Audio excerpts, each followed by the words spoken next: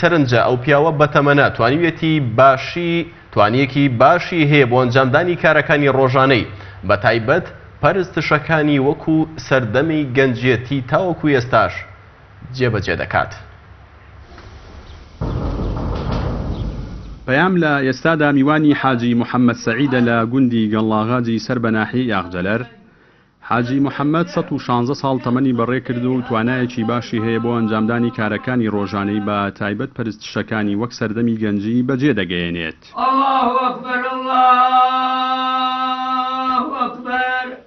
ئەم پیاوە بە تەمەنا خوازیاری نوێشکردنە و بە جۆرێک نوێش دەکات، ڕوخساری پیری جوان کردووە.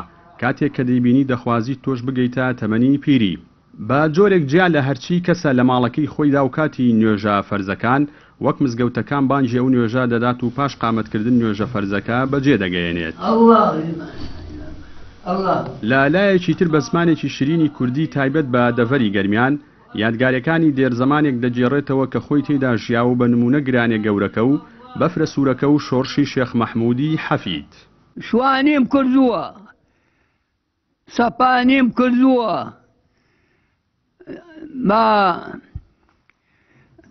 گاوانیم کردووە، پینەدۆزیم کردووە، فەلاحەتیم کردووە، بانگ و سەڵاو ئەندا دەروێشیم کردووە، وازم لەوانە هێناوە هاتمەتەوە سەر فەلاحەتی چاکم هەبووە، عەسکەریم کردووە لە عەسکەری هاتمەتەوە ژنیان داوە پێم 5 کوڕم بووە، 8 کوڕم بووە، هەر سیانی مردووە پێنجی ماوە، لەگەڵ سێکتە هەرچە کچەکەم ماوە.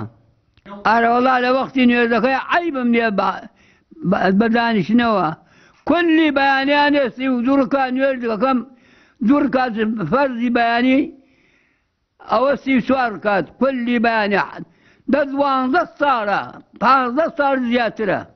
حاجی محەممەد لە کاتێکدا فەریزەی حەجی ئەنجام داوە بە پیادە لە گوندەکەی خۆیانەوە بەرەو مەککە و مەدینەی پیرۆز بۆ دیداری حەزرەت بە تاسەوە بەڕێکەوتووە.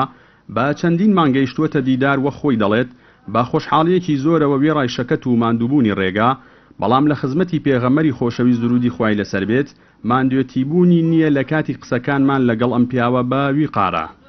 وەڵا باوم خەریکی گەنجی خەریکی مەلامانایەکی لە مزگەوت بووە، نوێژی کردووە، بانگی داوە، خەری مزگەوت بە خەری ئەوانە بووە، لەگەڵ شێخەکانە دەگەڕان شێخ فاتح هەزار ڕەحمەتی خوای بێ دەهات نێرانە گەڵناغا جەنجاش شعین دەعینیانە کرد، حی ئەڵڵایانە کرد، دەروێ دییانە کرد، بەمدا و بەولا دەڕۆشتن دێ بەدێ خەرکیان هینە تەریقەدەدا خەڵک تەریقەدەدا ئەدە و با نوێژکەن تاعەتکەن.